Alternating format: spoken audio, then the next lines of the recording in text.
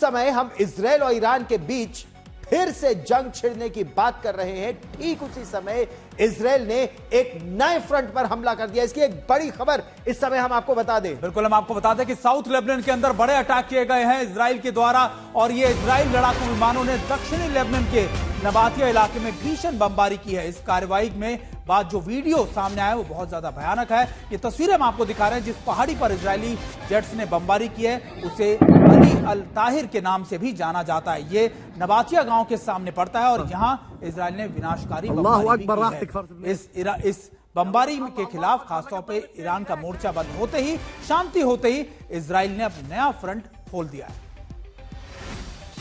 ये बमबारी सुनिए, भीषण बमबारी की गई है। हम आपको बता दें कि नबातिया लेबनान के दक्षिणी इलाके में एक बहुत महत्वपूर्ण ठिकाना है। ये इलाका शिया मुस्लिम समुदाय का गढ़ माना जाता है। हिजबुल्लाह का यहां पर असर बहुत ज्यादा है। अली अल ताहिर की पहाड़ियां रणनीतिक तौर पर बेहद महत्वपूर्ण है, क्योंकि ये इजराइल की सीमा के बेहद करीब है और इन पहाड़ियों का उपयोग सैन्य, न केवल सैन्य गतिविधियों के लिए बल्कि इजराइल पर नजर रखने के लिए, निगरानी करने के लिए किया जाता रहा है।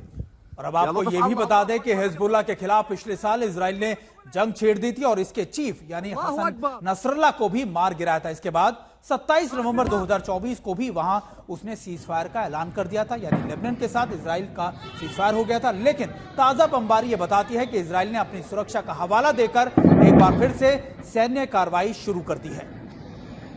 आप ये देखें कितनी भीषण बमबारी इस समय नबातिया पर चल रही है।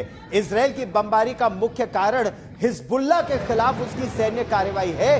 हिजबुल्लाह जो ईरान समर्थित है, इजराइल के लिए एक प्रमुख खतरा माना जाता है।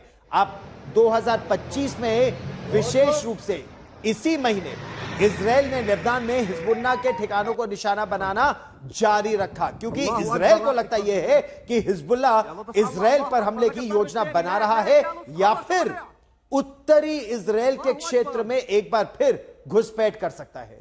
वही देखिए इजराइल का क्या तर्क है। इजराइल का यह तर्क है कि यह हमला आत्मरक्षा के लिए किया गया है और हिजबुल्लाह की सैन्य क्षमताओं को कमजोर करने के उद्देश्य से यह हमला किया गया है। हालांकि इन हमलों में स्थानीय आबादी जबरदस्त खौफ में है। पिछले साल यहां से लाखों लोग पलायन कर उत्तरी लेबनान यानी नॉर्थ लेबनान की तरफ चले गए थे। इसी तरीके से इजराइल के उत्तरी क्षेत्र में भी लोगों ने हिजबुल्लाह के रॉकेट अटैकों के बाद वो बेघर हो गए थे या उन्हें भी पलायन करने के लिए मजबूर होना पड़ा था।